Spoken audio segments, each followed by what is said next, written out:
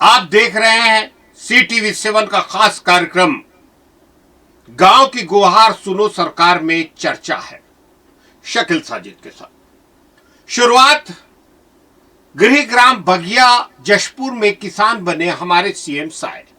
उन्होंने बैलों के साथ चलाया हल और एक बार फिर विष्णुदेव साय का किसान वाला अंदाज देखने को मिला। सोमवार सुबह अपने गृह ग्राम बगिया पहुंचे सीएम साय सीधे खेत पहुंचे और बैलों की जोड़ी के साथ हल चलाकर ब्यासी की। इस दौरान मुख्यमंत्री पूरी तरह एक किसान की भूमिका में नजर आए। मुख्यमंत्री विष्णुदेव साय का अपनी माटी और खेती किसानी से गहरा नाता जुड़ाव एक बार फिर सामने आया। सोमवार की सुबह जब ज्यादातर लोग अपने रोजमर्रा के काम में जुटे थे, तब सीएम साय अपने गृहग्राम बगिया के खेत में नजर आए। उन्होंने खेत में उतरकर खुद हल की मूठ थामी और बैलों की जोड़ी के साथ हल चलाया। परंपरागत तरीके से ब्यासी करते हुए मुख्यमंत्री काफी सहज नजर आए। बैलों के साथ कदम मिलाकर खेत में हल चलाते सीएम साय को देखकर उनका किसान वाला अंदाज बखूबी नजर आया। मुख्यमंत्री के लिए खेती सिर्फ एक काम नहीं, बल्कि उनकी मिट्टी और जिंदगी से जुड़ी हुई परंपरा है। ब्यासी छत्तीसगढ़ की धान आधारित खेती में महत्वपूर्ण प्रक्रिया होती है। बारिश के मौसम में किसान खेत तैयार करने के लिए बैलों और हल का इस्तेमाल करते हैं। सीएम साय ने भी अपने गृह ग्राम में इसी पारंपरिक तरीकों अपनाते हुए खेती के काम में हिस्सा लिया। मुख्यमंत्री का खेत में उतरना और खुद हल चलाना किसानों और ग्रामीण संस्कृति के प्रति उनके जुड़ाव को दर्शाता है। सत्ता की जिम्मेदारियों के बीच बगिया के खेत में नजर आए सीएम साय ने एक बार फिर दिखाया कि मुख्यमंत्री बनने के बाद भी उनकी जड़ें अपनी माटी, अपनी खेती किसानी की परंपरा से जुड़ी हुई हैं। आगे बढ़ते हैं। खेलों की दुनिया में एक बड़ा उलटफेर हुआ है। जी हां, विश्व कप बैडमिंटन में आयुष शेट्टी ने चीन के विश्व नंबर 1 शी युकी को हराया। विश्व बैडमिंटन चैंपियनशिप के पहले ही दिन भारतीय शटलर आयुष शेट्टी ने बड़ा उलटफेर किया। आयुष ने गत विजेता और विश्व नंबर 1 चीन के शी युकी को 3 गेम के रोमांचक मुकाबले में हराकर टूर्नामेंट से बाहर कर दिया। नई दिल्ली के इंदिरा गांधी स्टेडियम में खेले गए मुकाबले में आयुष शेट्टी ने दुनिया के नंबर 1 खिलाड़ी शी युकी को 21-14, 13-21, 21-19 से मात दी। 1 घंटे 13 मिनट तक चले इस मुकाबले में दोनों खिलाड़ियों के बीच जोरदार टक्कर देखने को मिली। आयुष ने शुरुआत से ही आक्रामक खेल दिखाया। पहले गेम में उन्होंने 11-6 की बढ़त बनाई और अपने तेज स्मैश तथा शानदार रिटर्न के दम पर शी युकी को दबाव में रखा। आयुष ने पहला गेम 21-14 से जीता। दूसरे गेम में गत विजेता शी युकी ने वापसी की और 21-13 से गेम जीतकर मुकाबला बराबरी पर ला दिया। इसके बाद निर्णायक तीसरे गेम में रोमांच चरम पर पहुंच गया। आयुष ने शुरुआत में बढ़त बनाई और 20-15 तक पहुंच गए। शी युकी ने लगातार 4 अंक लेकर मुकाबले को बेहद रोमांचक बना दिया, लेकिन आयुष ने आखिरकार निर्णायक अंक हासिल कर मैच अपने नाम कर लिया। इस जीत के साथ आयुष शेट्टी ने शी युकी के खिलाफ पिछले 3 हार का हिसाब भी चुकता कर दिया, ऐसा लगता है। एशियाई चैंपियनशिप के फाइनल में भी आयुष को शी के हाथों हार मिली थी। इस बार घरेलू दर्शकों के जबरदस्त समर्थन के बीच आयुष ने शानदार प्रदर्शन करते हुए गत विजेता को टूर्नामेंट से बाहर कर दिया। हमारी अंतर्राष्ट्रीय शटलर पीवी सिंधु ने भी जीत के साथ अपने अभियान की शुरुआत की। उन्होंने आयरलैंड की सोफिया नोबेल को 21-7, 21-11 से हराया। त्रिशा जॉली और गायत्री गोपीचंद की जोड़ी ने भी स्पेन की पाउला लोपेज और लूसिया रोड्रिगेज को 21-9, 21-13 से मात दी। हरिहरन और एमआर अर्जुन की जोड़ी को भी जीत मिली है। आगे बढ़ते हैं। एक और बड़ी खबर, महिला वोट और डिजिटल वार की कमान छत्तीसगढ़ के हाथ। भाजपा के राष्ट्रीय अध्यक्ष नितिन नवीन और राष्ट्रीय संगठन ने छत्तीसगढ़ को 2 बड़ी जिम्मेदारियां मिली है।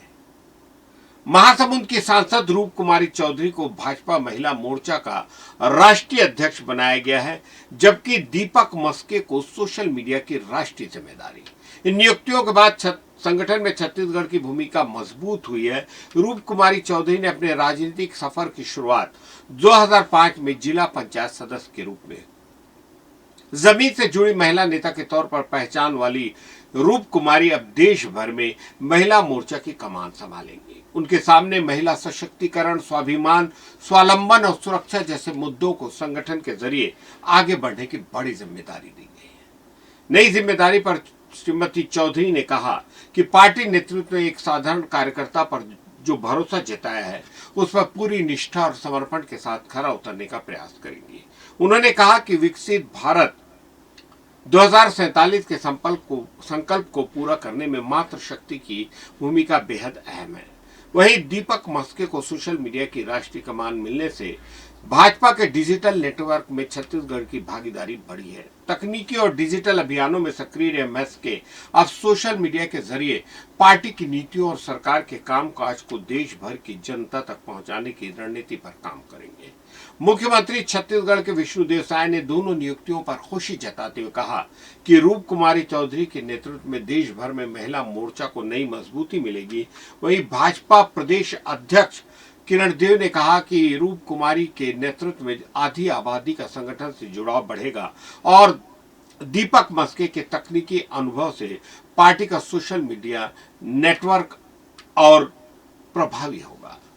इसी बीच एक खबर यह भी है कि मुंगेली के डॉक्टर संदीप पाठक को भाजपा की नई राष्ट्रीय टीम में राष्ट्रीय मंत्री की जिम्मेदारी मिली है। जिम्मेदारियां मिलने से प्रदेश का राजनीतिक कद और बढ़ा है और अब बाबा रामदेव का एक बेहद ही शानदार बयान जो उन्होंने रायपुर में दिया है। न हिंदू खतरे में है, न मुसलमान खतरे में है, बल्कि बच्चों का भविष्य खतरे में। जी हाँ, बाबा रामदेव छत्तीसगढ़ प्रवास पे पहुंचे ने बहुत सारे मुद्दों पर धर्मांतरण, धार्मिक विवाद और देश की अर्थव्यवस्था को लेकर खुलकर अपनी बात की। रायपुर एयरपोर्ट पर उन्होंने कहा कि आज न हिंदू धर्म खतरे में है, न मुस्लिम और न ही ईसाई धर्म, बल्कि असली चिंता देश के बच्चों के मुस्तकबिल भविष्य की है। बाबा रामदेव ने कहा कि सनातन संस्कृति और धर्म हजारों साल पुराना है और इसमें ऐसी कोई कमी नहीं है जिसके कारण किसी को अपना धर्म बदलने की जरूरत पड़े। ये बड़ी गंभीर बात कही उन्होंने। रामदेव बाबा ने कहा कि सत्ता तंत्र को, धर्म तंत्र को मजबूत करने में सहयोग करना चाहिए ताकि किसी तरह का षड्यंत्र न हो। धर्मांतरण को लेकर उन्होंने इतिहास का जिक्र करते हुए कहा कि कुछ लोगों ने लालच, तलवार और चमत्कार जैसी बातों के जरिए अपने ही सनातनी भाइयों का धर्म परिवर्तन कराया। उन्होंने कहा कि ईसाई धर्म में भी धर्मांतरण हुआ है, लेकिन उस वक्त समाज काफी हद तक चुप रहा। महबूबा मुफ्ती के बयान पर रामदेव ने कहा कि वह राजनीतिक बयानों के पचड़े में नहीं पड़ना चाहते। उन्होंने कहा कि देश को धार्मिक विवादों के बजाय अपनी अर्थव्यवस्था मजबूत करने पर ध्यान देना चाहिए। भारत को आर्थिक रूप से इतना मजबूत होना चाहिए कि दुनिया में उसे अमेरिका, चीन और रूस के बराबर सम्मान मिले। पाकिस्तान और बांग्लादेश में हिंदुओं की स्थिति पर भी उन्होंने चिंता जताई। उन्होंने वहां हिंदुओं के साथ हुई ज्यादतियों को मानवता के लिए गंभीर चिंतन बताया। साथ ही कहा कि आने वाले समय में ऐसा दौर आ सकता है जब भारत, पाकिस्तान, बांग्लादेश और अफगानिस्तान फिर एक साथ होंगे। इसके लिए उन्होंने लोगों से धैर्य रखने और समय का इंतजार करने की बात कही। ये बातें जो हैं, ऐसा लग रहा है कि आरएसएस प्रमुख का जैन जी के बारे में बयान आने के बाद, मोहन भागवत जी के जैन जी के बारे में बयान आने के बाद ऐसा लगता है कि बहुत सारे लोगों की भाषाएं थोड़ी सी विनम्र हो गई। बहरहाल आगे बढ़ते हैं। मानसून की मेहरबानी से लगातार झिमिर झिमिर बारिश से छत्तीसगढ़ के बांध लबालब हो गए हैं। ऐसा लगता है कि मानसून छत्तीसगढ़ पर मेहरबान है। लगातार हो रही बारिश से प्रदेश के बड़े बांध और जलाशय तेजी से भर रहे हैं। अब जल संकट की चिंता काफी हद तक दूर होती नजर आ रही है। जल संसाधन विभाग की रिपोर्ट के मुताबिक 12 प्रमुख बांधों की कुल जल क्षमता 5355.71 एमसीएम है, जिसमें 4802.84 एमसीएम यानी करीब 89.68% पानी भर चुका है। पिछले साल इसी वक्त ये आंकड़ा 81.15% था।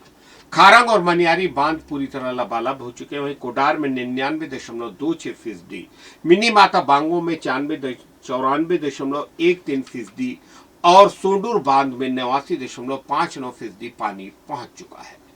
प्रदेश के 46 प्रमुख और मध्यम जलाशयों को मिलाकर कुल 175.92 एमसीएम पानी जमा हो चुका है।